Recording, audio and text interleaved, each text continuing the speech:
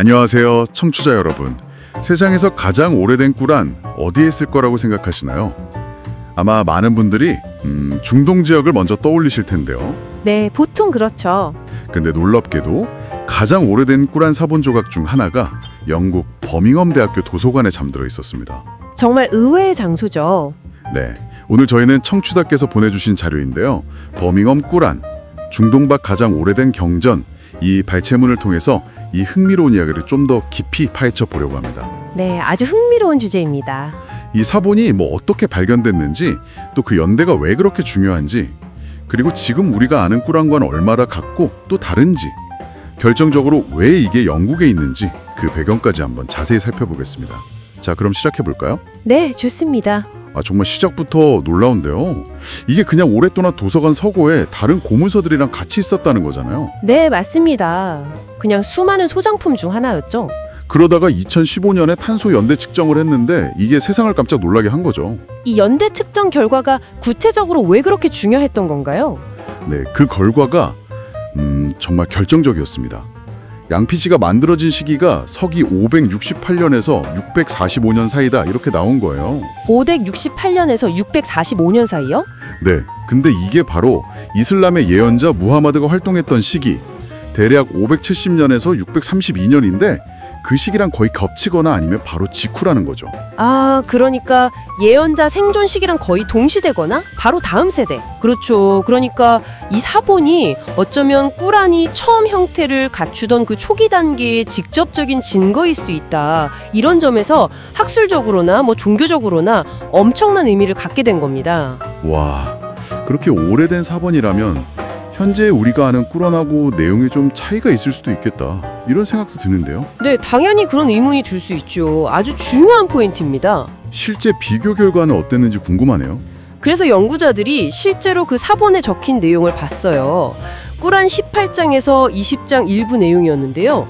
이걸 현대의 표준 꿀안이랑 아주 꼼꼼하게 비교 분석했습니다. 근데 결과가 뭐랄까 정말 놀라웠어요. 놀라웠다고요? 네, 어떤 점에서요? 그 구대 아랍어 표기 방식 때문에 예를 들어 모음 부호가 없다거나 철자법에 약간의 차이는 있었죠. 그건 당연한 거고요. 표기법 차이는 있었군요? 네.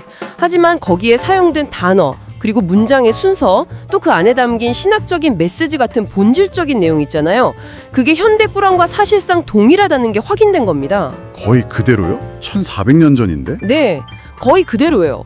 이게 그러니까 꿀안이 정말 오랜 세월 동안 거의 변하지 않고 전승되어 왔다는 이슬람의 전통적인 믿음이 있지 않습니까? 네네, 있죠. 그걸 과학적인 방법으로 뒷받침하는 아주 강력한 증거로 받아들여지게 된 거죠. 와, 내용은 거의 그대로 보존되었다니 이건 정말 놀랍네요. 그렇죠. 근데 여기서 또 다른 질문이 생기는데요. 이렇게 중요한 아주 초기의 꿀안 사본이 어떻게 이슬람 세계의 중심부, 예를 들면 메카나 메디나 이런 곳이 아니라 영국 버밍엄에 가게 된 걸까요? 이게 좀 이상하잖아요? 네, 그 부분도 참 흥미로운 지점이죠. 그 배경에는 사실 좀 복잡한 역사적 맥락이 있습니다. 바로 19세기에서 20세기 초, 우리가 흔히 말하는 제국주의 시대하고 관련이 깊습니다. 제국주의 시대요. 네, 그 당시에 오스만 제국을 비롯해서 중동 지역에 있던 수많은 고문서나 문화유산들이 여러 경로를 통해서 유럽으로 옮겨졌거든요.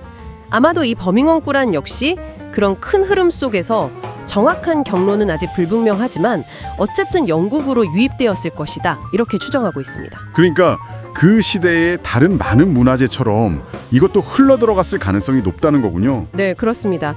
그래서 실제로 오늘날 중요한 초기 꿀안 사본들 중 상당수가 영국 국립도서관이나 프랑스 국립도서관, 독일 같은 유럽의 주요 도서관이나 박물관에 소장되어 있어요. 물론 이게 또 다른 문제를 낳기도 하죠. 이런 문화유산의 소유권 문제, 또 반환 문제, 어떻게 보존할 것인가 하는 논의를 계속 불러일으키는 지점이기도 합니다. 그렇군요. 그런 아픈 역사적 배경이 또 있었네요. 자, 이런 놀라운 발견에 대해서 그럼 이슬람 세계에서는 어떤 반응들을 보였나요? 자료를 보니까 의견이 딱 하나로 모아진 것 같지는 않던데요. 네, 맞아요. 반응은 꽤 다양했습니다. 당연히 많은 이슬람 학자들이나 또 일반 무슬림들은 자신들의 경전인 꾸란의 내용이 이렇게 오랜 세월 동안 변하지 않았다는 그 믿음이 과학적으로 증명된 거잖아요. 그렇죠. 과학적 증거가 나온 셈이니까. 네, 그래서 굉장한 자부심 또 신앙적인 기품을 표현했습니다. 이건 뭐 당연한 반응이겠고요. 네. 하지만 또 다른 한편에서는 좀 더 신중하게 접근해야 한다 이런 목소리도 분명히 있었습니다. 신중한 접근이라면 어떤 점에서요? 배제할 수는 없으니까요. 그리고 발견된 사본이 꾸란 전체가 아니고 아주 일부라는 점, 이런 점들을 지적하면서 너무 확대 해석하는 것은 경계해야 한다 이런 입장이었죠. 그렇군요. 일리 있는 지적이네요. 네. 이처럼 버밍엄 꾸란은 정말 신앙과 과학 그리고 역사가 교차하는 아주 흥미로운 이 점에 놓여있는 유물이라고 할 수 있습니다. 네. 오늘 저희는 이 버밍엄 꾸란 이야기를 통해서 세상에서 가장 오래된 꾸란 조각 중 일부가 우리가 예상치 못했던 곳, 바로 영국에 있다는 사실, 그리고 그 내용은 놀랍게도 현대의 꾸란과 거의 일치한다는 것을 확인했습니다. 네. 꾸란이 얼마나 철저하게 보존되어 왔는지를 보여주는 동시에 또 문화유산이 어떻게 이동하는가 하는 그 복잡한 역사의 단면도 함께 보여주는 사례죠. 맞습니다. 이 이야기가 청취자 여러분께 시사하는 바는 단순히 오래된 문서를 발견했다는 사실, 그 이상일 거라는 생각이 드는데요. 네, 저도 그렇게 생각합니다. 문자가 어떻게 1000년이 넘는 시간을 거의 변하지 않고 통과할 수 있는지, 또 어떻게 보면 멀게만 느껴지는 신앙과 과학이 이런 식으로 만날 수도 있다는 점, 그리고 우리가 역사의 중요한 조각들을 정말 전혀 예상치 못한 곳에서 발견할 수도 있다는 그런 가능성, 이런 것들을 보여주잖아요. 네, 맞아요. 어쩌면 우리가 가진 어떤 고정관념에 작은 질문을 던지는 계기가 될 수도 있겠네요. 그렇죠.